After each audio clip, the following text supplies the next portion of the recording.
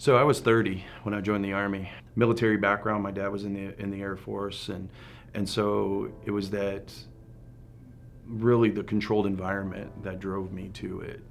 The military, and the economy wasn't that great at the time in 2007 when I joined, so that's when I was like, I gotta change.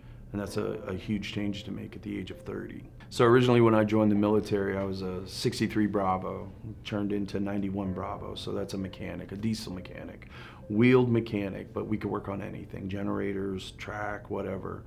So on the FOBs, we didn't do, to be honest with you, we didn't do a whole lot. We might have to pull some security every now and again. But for the most part, my responsibility was making sure the vehicles were FMC, fully mission capable to go on the road. My soldiers and I had 2 soldiers, and we would prep those vehicles to go out. One was the medic that I had. We made sure his bags were ready to go. Just making sure everything was FMC on the FOBs before we would go out. Those were the big things. And then coming back, making sure anything that had battle damage or anything that needed to be repaired got to where it needed to go, and that we got it fixed to get ready for the next mission. One of the hardest days during one of my deployments was I lost a soldier. He actually wasn't under my supervision, but he was a soldier of ours, my buddy and I, that we on the rear, and we brought him, we put in a word to bring him forward with us, and he went with a different unit so he could go. And October the 5th, 2013, he was killed by friendly fire. Not really friendly fire, but it's what's called blue on green, or green on blue, where a tower guard had come out of the tower, and he was a local national contracted employee, killed him, and it was pretty brutal because it was like right around the corner from us where we actually were. So it's not a fond memory, but it's a memory that really drives home. Teaches you to be resilient more than anything, to a lot of different things like stress. It teaches you to, as a soldier, you have to compartmentalize a lot of stuff while you're there, and because of the fact that you still have a mission, you got to accomplish the mission. So you compartmentalize a lot of that stuff. Through the long process, taught me how to express those compartmentalized emotions and different things. So it made me a stronger person to understand the people around me, and that life is valuable, and what we have here in this country is valuable, because that's key. Just being in that uniform was made you feel like you were a part of something bigger, regardless of what you did, who you were, your ethnicity, your background, whatever. You were all part of a team.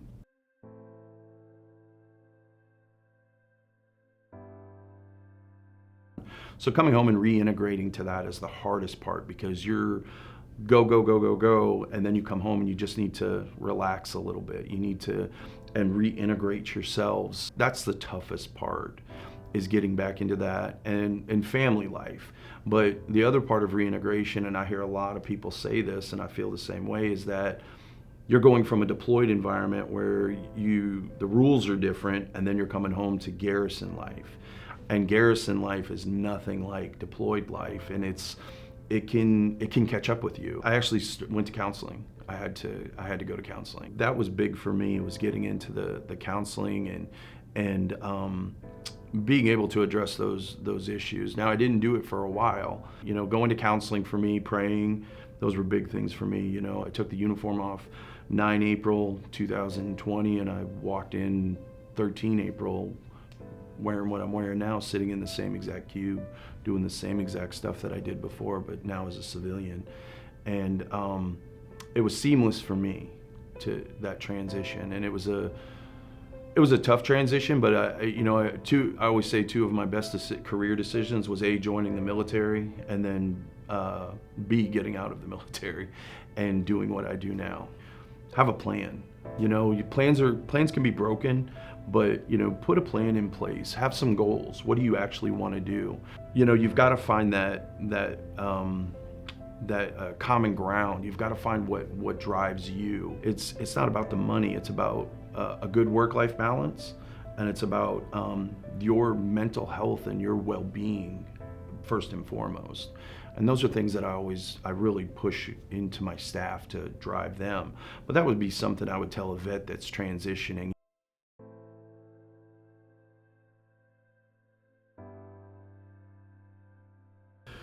I got here, I signed in November of 2017, so it's literally, we're 8 years ago now that I've been with the Corps, volunteering for the hard stuff, working the hard projects, volunteering for disaster missions. I was in Puerto Rico for almost a year helping down there, and it was only supposed to be 120 days. I ended up being down there for almost a year. And then coming home and just passing that knowledge on to the folks that I worked with. As a soldier, a lot of people looked up to me as a soldier because of what I brought to the table with my knowledge in contracting, but also because of my demeanor. So it really, coming to the Corps was a godsend at the time, getting orders to come here. You're constantly building, but with the Corps of Engineers, it's not as much directly supporting a warfighter. Now you're supporting states. You're supporting industry. You're supporting common movement. The waterways, the dams, the locks, because that's what my section does. The civil and operations. We make sure those locks and dams, stay functional by supporting the teams out there on those sites. We are part of a professional government, is how I see it. I'm not just a mechanic anymore. I'm not just a guy that wears a uniform. Now I'm directly supporting these entities.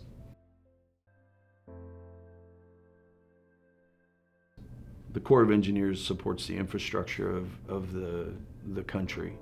I've heard people call it, we're the top construction firm for the United States of America. We're the top design firm for the United States of America. A lot of people don't understand that the Corps of Engineers is the go-to organization when it comes to disaster relief. When we bring people in, new folks or even soldiers that come in and we explain that to them, they're like, I didn't know. Anytime you see a FEMA, there's the Corps of Engineers. And we're usually there with FEMA when the disasters happen. So I see the Corps of Engineers as, if you will, kind of the backbone of the company or the country's infrastructure, just like the military is the backbone of the country's defense. So they'll defend, we'll build. What's important is obviously executing the mission, but the success is networking, building relationship, and managing expectations. That's what we talk about as a team. Those are the things that we see as success.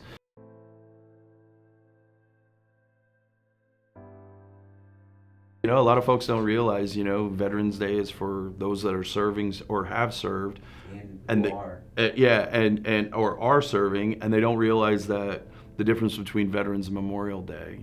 Memorial Day is remembrance, Veterans Day is to celebrate where you're at. So it's just a celebration of service is a big part for me. You did the hard part. You joined the military, the greatest fighting force in the world. You served your time. Regardless of how you served the country. Have some intestinal fortitude and ask for help. That's the biggest problem a veteran has. You sign up to die for your country, but those that are still around take pride in your country. And that's what I do. I take pride in this country.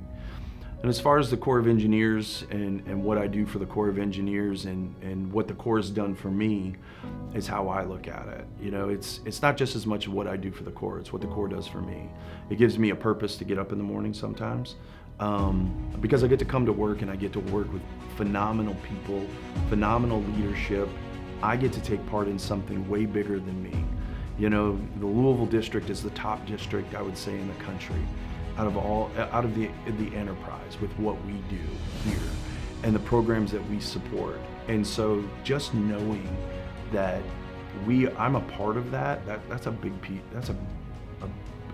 That hits me hard right here in my heart, and it's not so much my head, it's my heart, because I'm a part of something huge. It's not big, it's huge. And if you can get everybody to build on that, everybody to buy into that, where are you going to go wrong? And that's why I thoroughly enjoy working for the Corps of Engineers. Perfect. Whoa. We got it!